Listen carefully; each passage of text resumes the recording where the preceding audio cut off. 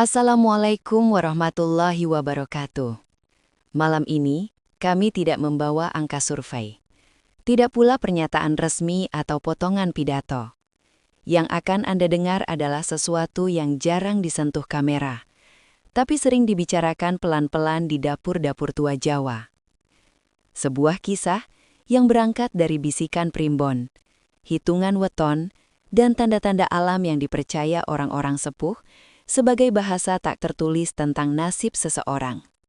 Dan nama itu kembali disebut. Bukan oleh politisi, bukan oleh pengamat, melainkan oleh seorang nenek tua yang hidupnya lebih lama daripada siklus kekuasaan manapun. Februari, bulan yang sering dianggap singkat dan sepele. Namun dalam perhitungan Jawa, justru disitulah banyak nasib mulai diuji. Ada yang naik tanpa suara. Ada yang goyah meski terlihat kokoh. Dan menurut bacaan primbon yang dibuka malam itu, Februari bukan bulan biasa bagi sosok bernama Gibran. Semua bermula dari sebuah rumah kayu di pinggir sawah. Dindingnya kusam, jendelanya kecil, dan lantainya sudah lama tak mengenal semen. Ketika malam turun, hanya lampu minyak yang menemani, bergoyang pelan ditiup angin. Di sanalah nenek itu tinggal. Rambutnya memutih seluruhnya. Punggungnya sedikit membungkuk, namun matanya masih tajam, seperti menyimpan ingatan yang tak pernah padam. Ia dikenal warga sekitar bukan karena gelar atau jabatan, melainkan karena satu hal. Ia tak pernah salah membaca tanda-tanda waktu. Bukan meramal masa depan dengan janji kosong, tapi menafsirkan arah nasib melalui hitungan lama yang diwariskan turun-temurun. Malam itu, ia membuka primbon yang sampulnya hampir lepas. Kertasnya menguning, baunya khas, campuran debu, asap dapur, dan usia. Tangannya bergetar pelan saat membalik halaman, bukan karena lemah, tapi karena tahu apa yang ia baca bukan perkara ringan. Februari, gumamnya lirih. Sasih cekak, nanging bebane dowo. Dalam primbon Jawa, Februari sering dikaitkan dengan pametu, masa ketika sesuatu yang selama ini tersembunyi mulai keluar ke permukaan. Bisa berupa niat, bisa pula berupa suara-suara yang sebelumnya ditahan. Bagi orang biasa, ini hanya berarti banyak omongan. Tapi bagi orang yang namanya sudah dikenal luas, pametu bisa berubah menjadi ujian mental. Nenek itu berhenti di satu halaman. Ia menutup mata sejenak, lalu menarik nafas panjang. Nama yang ia sebut pelan terdengar jelas di ruang sempit itu. Gibran. Bukan dengan nada menghakimi, bukan pula memuja. Hanya seperti menyebut seseorang yang sedang berada di tengah jalan, di mana kanan dan kiri sama-sama punya jurang. Menurut primbon yang ia baca, Februari membawa watak panas lisan. Bulan ketika kata-kata lebih cepat daripada pikiran. Segala yang diucapkan bisa diperbesar, segala yang disimpan bisa dicurigai. Dan bagi mereka yang berada di bawah sorotan, bulan ini bukan tentang apa yang dilakukan, melainkan bagaimana orang lain menafsirkan setiap gerak. Nenek itu menatap api di tungku, seakan sedang berbicara dengan masa lalu. Wong sing lagi munggah, katanya pelan. Biasane durung ngerti, yen angin sing paling kenceng teko saka ngarep. Lalu ia mengambil biji jagung dari kantong kain kecil. Satu persatu diletakkan di lantai, dihitung sesuai hari dan pasaran. Hitungan weton menunjukkan keseimbangan yang rapuh. Kuat di niat, tapi rawan di ucapan. Teguh di langkah, tapi sensitif terhadap suara dari luar. Dalam tafsir Jawa, orang dengan watak seperti ini bisa melesat jauh, asal mampu menahan diri. Tapi jika terpancing emosi, Februari bisa menjadi bulan yang menguras tenaga batin. Dudu tiba-tiba rubuh. Nanging kesel, mergo kudu nerangake terus. Kalimat itu sederhana, tapi maknanya dalam. Bukan kejatuhan yang dikhawatirkan, melainkan lelah karena terus diseret ke dalam tafsir orang lain. Februari, menurut primbon, adalah bulan di mana seseorang diuji bukan oleh musuh, melainkan oleh ekspektasi. Di luar rumah, angin bertiup membawa bau tanah basah. Pranoto Mongso, menunjukkan peralihan musim. Hujan masih turun, tapi panas mulai menyelinap. Dalam bahasa Jawa lama, ini disebut masa pangudarasa. Masa keluarnya rasa, keluarnya suara. Pagi belum benar-benar terang ketika nenek tua itu kembali membuka lembaran lain dari hitungannya. Bukan primbon yang sama seperti semalam, melainkan catatan kecil yang ia simpan terpisah, kertas tipis dengan tulisan tangan yang sudah memudar. Disitulah hitungan weton dicocokkan dengan pergerakan hari, pasaran, dan watak bulan yang sedang berjalan. Weton iku koyok banyu, katanya suatu kali kepada orang yang pernah bertanya. Iso nenangke, iso ugon dadekke banjir. Dalam hitungan Jawa, weton bukan sekedar tanggal lahir. Ia adalah peta watak, kecenderungan nasib, dan cara seseorang bereaksi saat ditekan keadaan. Dan ketika weton seseorang bertemu dengan bulan yang panas, seperti Februari, maka yang diuji bukan hanya langkah, tapi juga pengendalian diri. Nenek itu menggeser biji-biji jagung, menghitung ulang dengan teliti. Bibirnya bergerak pelan, menyebut nama hari dan pasaran seperti doa yang tak ingin didengar siapapun. Beberapa kali ia berhenti, lalu menghela nafas. Ketemu dino sing rame, gumamnya. Rame omongan, rame tafsir. Menurut hitungan weton, Februari membawa sifat ketarik. Segala sesuatu mudah ditarik keluar dari konteksnya. Kalimat pendek bisa diperpanjang maknanya. Gerakan kecil bisa dibaca sebagai simbol besar. Dan bagi sosok yang berada di tengah perhatian publik, kondisi seperti ini seringkali lebih melelahkan daripada serangan langsung. Bukan karena salah, tapi karena harus terus menjelaskan. Dalam tafsir nenek tua itu, watak yang muncul kuat, cepat tanggap, berani tampil, tapi sensitif terhadap penilaian. Watak seperti ini dalam bulan biasa justru membawa keuntungan, namun di Februari, ia berubah menjadi ujian kesabaran. Wong sing atine alus, katanya lirih. Yen kebacut katon jobo, gampang kecantol suoro. Lalu ia menceritakan sebuah kisah lama tentang seorang tokoh desa yang naik terlalu cepat. Bukan karena ambisi, tapi karena dorongan keadaan.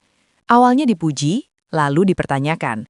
Bukan dijatuhkan, tapi terus digoyang sampai ragu pada dirinya sendiri. Itu dudu ambruk, tegas nenek itu. Jenenge kesandung batin.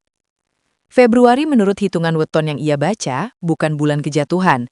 Tidak ada tanda kehilangan besar atau runtuh mendadak. Yang ada justru kelelahan mental, semacam ujian panjang yang tidak terlihat di luar, tapi terasa berat di dalam. Hari-hari di bulan itu digambarkan seperti berjalan di pasar ramai. Semua orang bicara, semua orang punya pendapat, dan siapapun yang lewat, mau tidak mau, akan mendengar. Nenek itu menatap keluar jendela.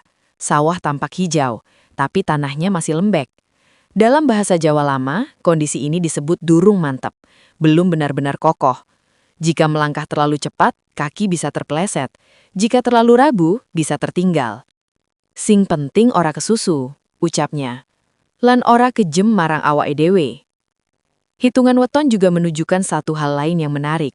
Pertolongan ada, tapi tidak selalu terlihat. Bukan dalam bentuk pembelaan keras atau dukungan terbuka, melainkan orang-orang yang memilih diam tapi mengamati. Mereka yang menunggu, bukan untuk menyerang, tapi untuk melihat apakah ketenangan tetap terjaga. Dalam tafsir Jawa, orang-orang seperti itu disebut panyimpen suworo, penyimpan suara. Mereka tidak ikut ramai, tapi justru menentukan arah di belakang hari. Februari, kata nenek itu, adalah bulan untuk membaca siapa yang benar-benar ada dan siapa yang hanya lewat karena angin. Namun sayangnya, di tengah keramaian, tidak semua orang mampu membedakan keduanya.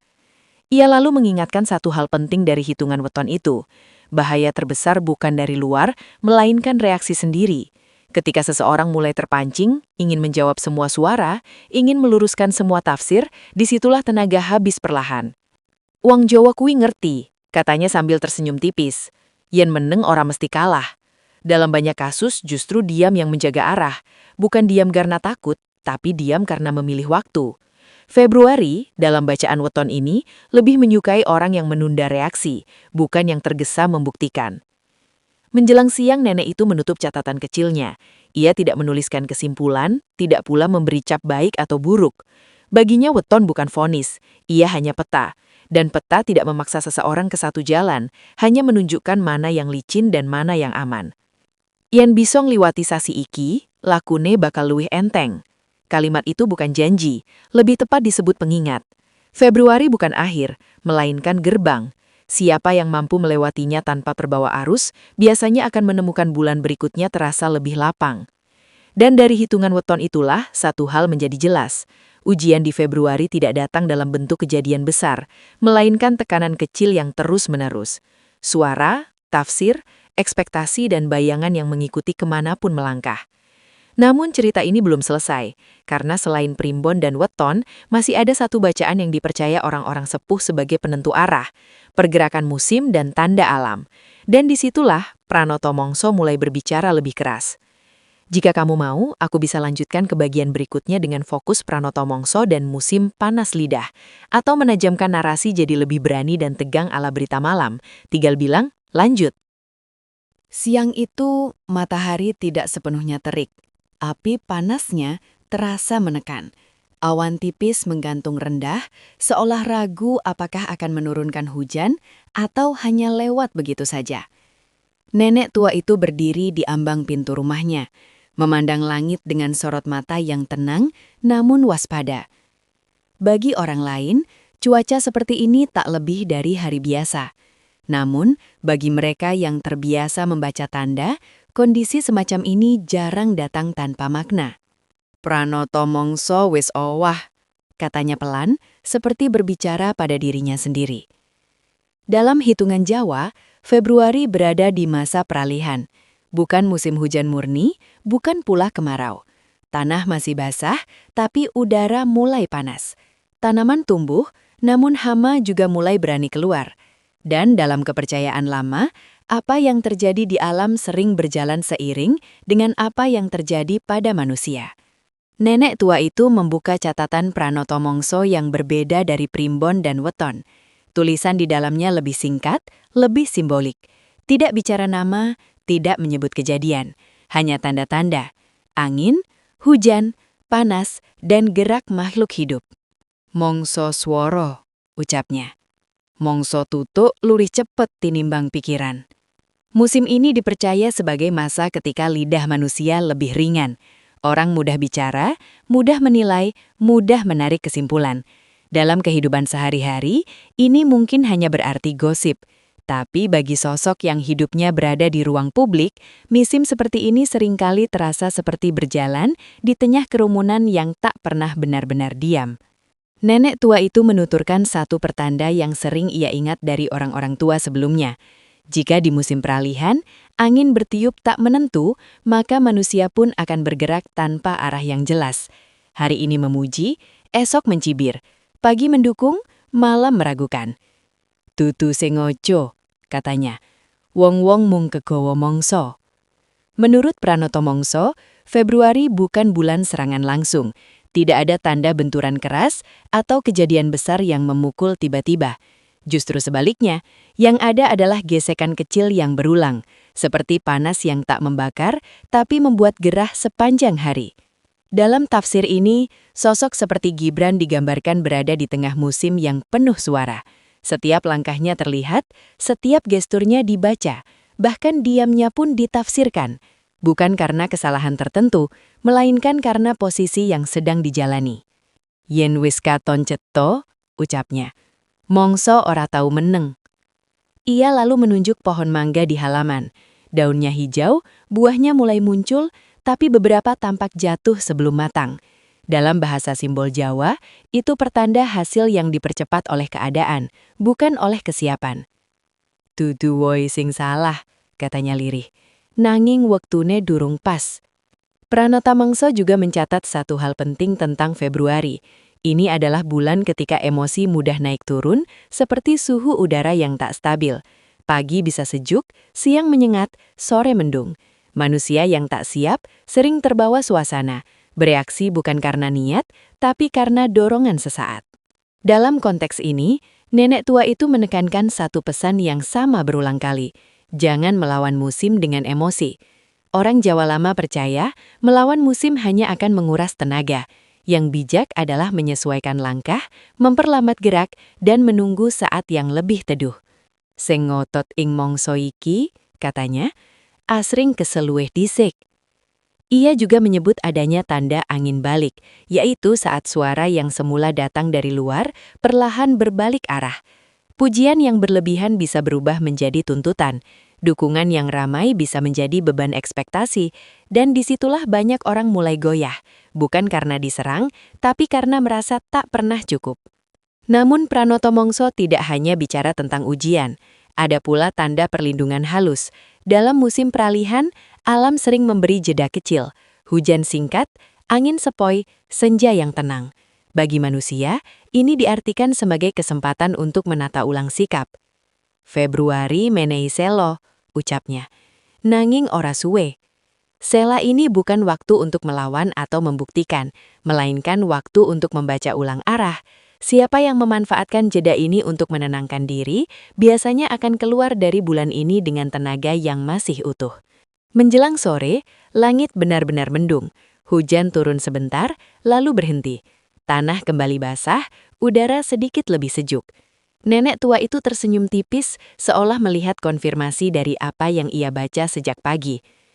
Mongso munggelengake, katanya pelan. Sing milih dalan tetap manungso. Dalam tafsir akhirnya, Pranoto Mongso memberi gambaran yang jelas. Februari bukan bulan penentu akhir. Ia adalah bulan penguji sikap. Alam tidak menjatuhkan, hanya menggoyang. Tidak merobohkan, hanya melihat siapa yang tetap seimbang. Dan dari bacaan musim itu, satu kesimpulan menguat.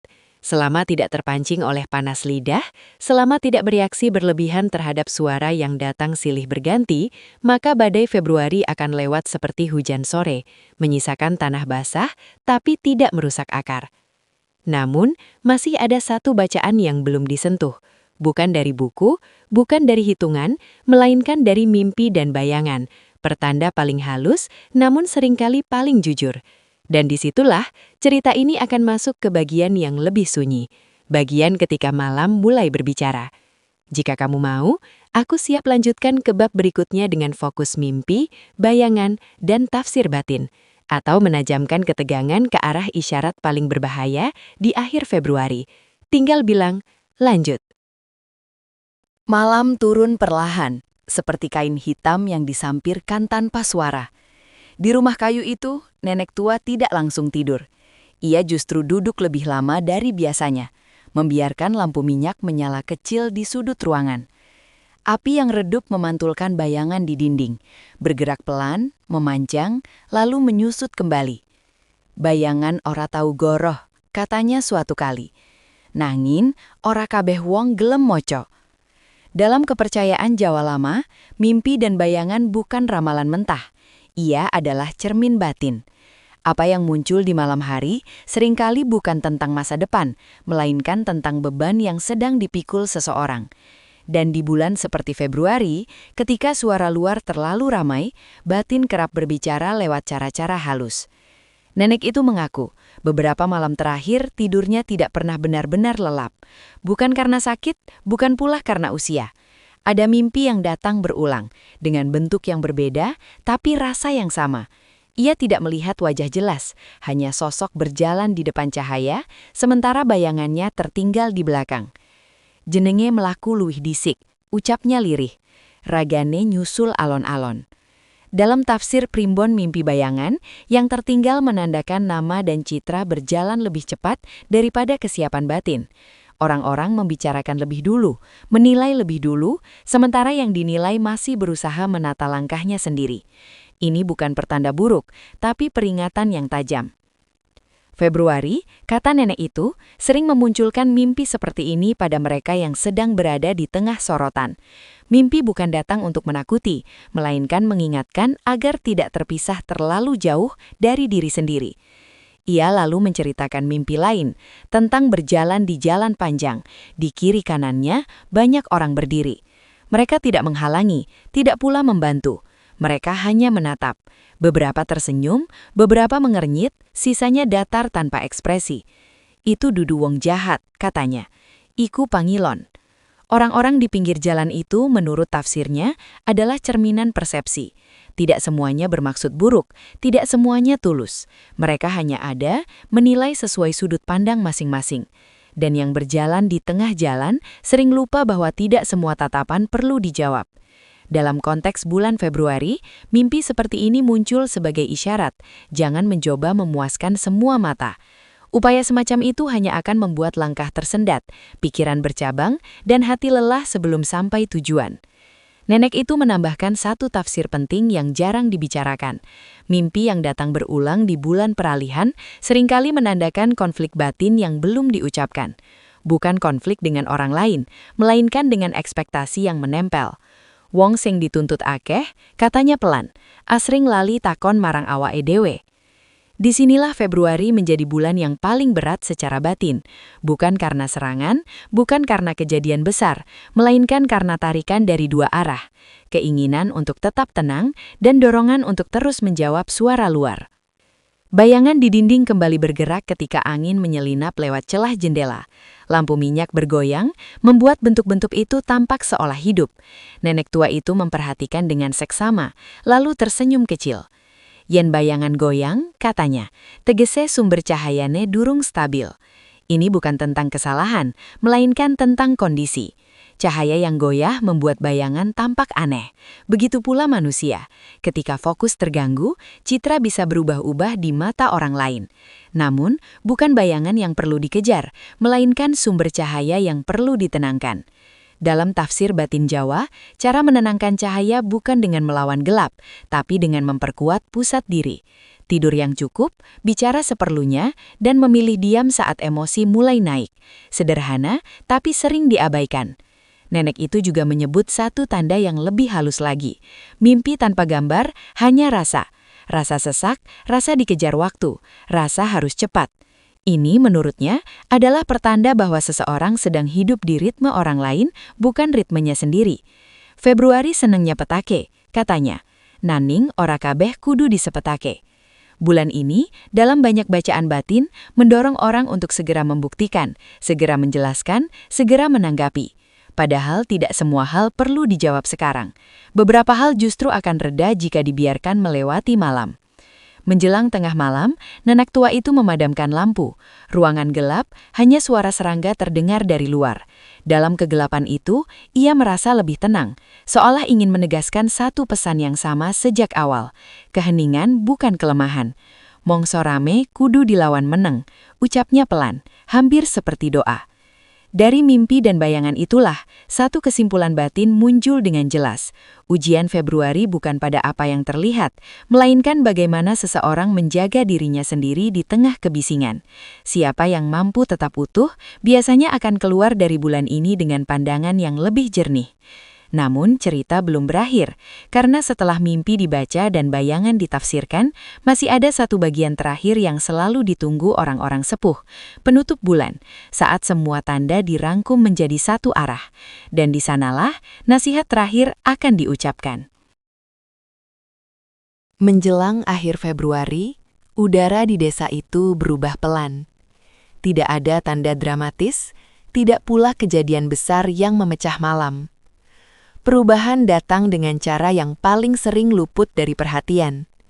Pagi terasa lebih ringan, suara burung terdengar lebih dekat, dan langkah kaki di tanah tidak lagi sedalam hari-hari sebelumnya. Nenek tua itu menyadari perubahan itu tanpa perlu melihat kalender. Baginya, bulan tidak berakhir pada angka, melainkan pada rasa.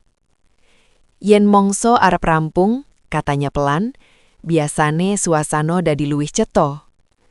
Ia kembali duduk di tempat yang sama seperti malam-malam sebelumnya. Primbon, catatan weton, dan lembar pranoto mongso diletakkan berjajar. Bukan untuk dibaca ulang satu persatu, melainkan untuk dirangkum. Orang-orang tua Jawa menyebut tahap ini sebagai nyawiji kakek tanda, menyatukan semua isyarat sebelum menarik arah. Di tahap inilah tidak ada lagi hitungan rumit. Yang tersisa hanyalah pemahaman. Februari wis maringi kabeh pitutur, ucapnya. Sisane gumantung sing lakoni. Menurut rangkuman bacaan itu, bulan ini memang tidak membawa kejatuhan besar. Tidak ada tanda kehilangan mendadak, tidak pula simbol kehancuran. Yang muncul justru pola yang konsisten sejak awal. Tekanan perlahan, suara yang datang bertubi-tubi, dan dorongan untuk bereaksi lebih cepat dari yang seharusnya. Nenek itu menyebutnya ujian ketahanan batin. Dalam tafsir akhirnya, sosok seperti Gibran digambarkan sebagai orang yang berjalan di tengah arus. Arusnya deras, tapi tidak berputar. Siapa yang tetap menjaga arah akan sampai ke seberang tanpa harus melawan terlalu keras. Namun, siapa yang terus menoleh ke kiri dan ke kanan, berusaha memastikan semua mata puas, justru akan kehilangan tenaga di tengah jalan. Dudu sopo sing paling rame, katanya lirih. Naming sopo sing paling awet. Ia lalu mengingatkan satu hal yang sering dilupakan di akhir bulan. Tidak semua tekanan bertujuan menjatuhkan. Beberapa tekanan justru berfungsi menguji batas. Sejauh mana seseorang mampu menahan diri tanpa kehilangan jati dirinya. Dalam bahasa primbon lama, ini disebut titis laku. Masa ketika sikap lebih penting daripada hasil. Apapun yang terlihat di luar hanyalah bayangan dari proses batin yang sedang berlangsung. Di luar rumah, senja mulai turun.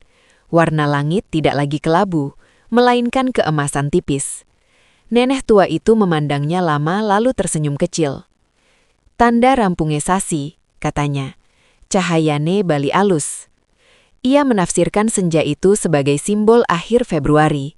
Tidak gemerlap, tapi menenangkan. Artinya, bagi mereka yang mampu melewati bulan ini tanpa terbakar emosi, bulan berikutnya akan terasa lebih lapang. Bukan tanpa tantangan, namun tidak sepadat sebelumnya. Ada satu pesan terakhir yang ia tekankan, hampir seperti peringatan pribadi. Jangan membawa sisa emosi Februari ke bulan selanjutnya. Orang Jawa percaya, emosi yang disimpan terlalu lama akan mengaburkan langkah berikutnya. Sing wis kliwat, ucapnya tegas, ojo digendong. Ini bukan ajakan untuk melupakan, melainkan untuk melepaskan.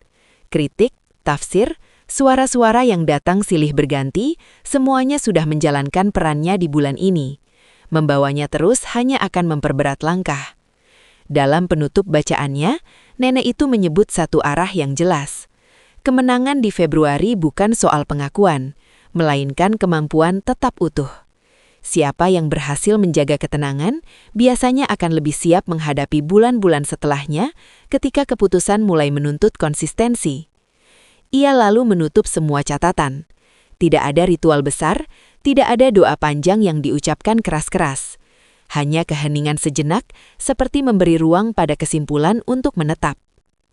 Waktu bakal nerangake dewe, katanya pelan. Sing penting ora kesusu. Narasi ini seperti bulan Februari itu sendiri, tidak berakhir dengan ledakan.